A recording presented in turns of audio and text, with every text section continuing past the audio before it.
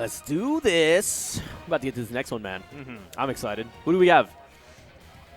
So we have GG Azer versus FX Lunchables in winners finals. So in this winners of finals, we're gonna get Snake versus more than likely Meta Knight. I don't know. I'm interested to see how that goes. I feel like Meta Knight wins that still. No, no, Tink. Looks like the button check though. Interesting that now we're seeing the Tink. I think this is actually a good choice because one of Snake's things, he doesn't really have that great of an approach. He sort of like hangs back and like sets up bombs and throws stuff. Yeah. Occasionally like he'll go in for like jump cancel grabs. Yeah. And that gives Toon Link all the time in the world to be pulling bombs and throwing boomerangs and charging arrows and throwing more bombs and throwing more bombs. And if any of those things hit, then Toon Link goes in hard and converts out into a ton of damage. I think it's fair to say that we're going to get an explosive matchup. Yes, that is very fair. Oh god, I'm turning into infinity. Jesus Christ. Shout out to you, Sean. All right, Salty, run back. We're going to get into it. Lunchables with the very important classes adjust before the match. Okay. So let's see who can control space better with projectiles. I think it's going to be Toon Link, just because the speed at which he turns out the projectiles is so much faster than Snake. Snake's grenades are good for controlling space and like chipping out little damage, and his Claymore makes it so it's difficult to move around the stage sometimes. But Toon Link is so fast, and I mean he can be pulling the bombs from a very safe height and then just dropping down and using them. But I think it's going to be pretty difficult for Snake to actively threaten Toon Link. And not only that, even the grenades that might get tossed at him, I mean, Tink has a really good AGT. Yes, very, very good. So, there's honestly not that much that I think Tink has to be afraid of in terms of a matchup against Snake. Why did that? The tech. He teched and then slid a little bit, and then because of the invulnerability on the tech in place, that's why. The Claymore detonated during that small period. And at higher percentages, as I've been talking about multiple times, that's the Lunchables go-to. He loves going for that dash attack at higher percentages. Yeah, since it's such a low angle.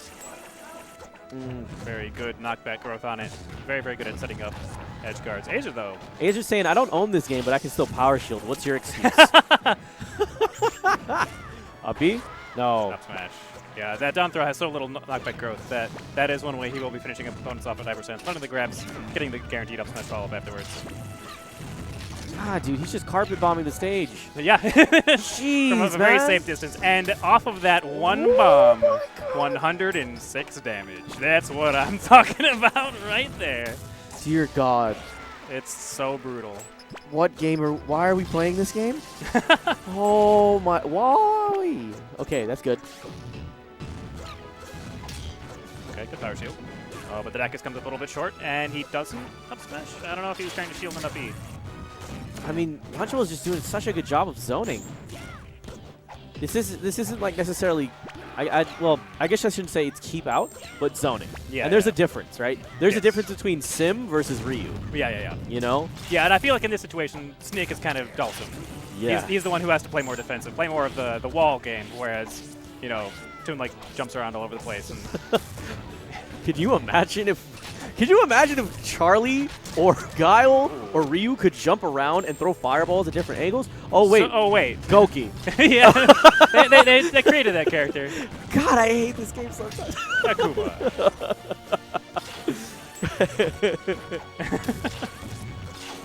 I'm so glad we're done with Street Fighter. I'm wondering if they'll bring him back, if they'll bring Akuma back somehow. I hope not. They would have to. I think they'd have to change up his kit, or maybe not. Ooh, did you see was that? Cute. Using the Azer to bounce the bomb, send it at a fun If he had angle. waited a little bit longer before he went for the dash attack, he could have caught him with that as well, and that could have been stock. But the interesting uses of bombs and Zairs in combination, that's super sick. That's really sick. Yep.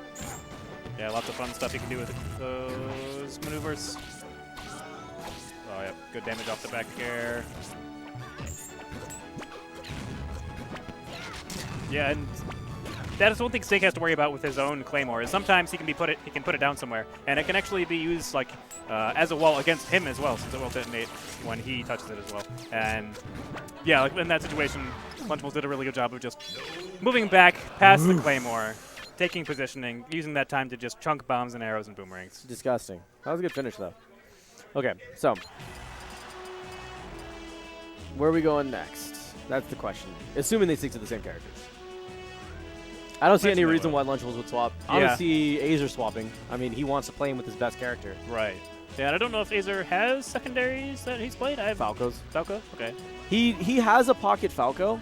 Honestly, Azer's the kind of guy where he has like 2 or 3 other pocket characters. Yep. Pretty much him and Chewie are identical. It's just that one of them are more proficient with certain characters than others. Okay. So Chewie has Ganon and Sonic and whatnot, but Azer still has those characters too, just not nearly at the same level. Gotcha. Or gimmicks.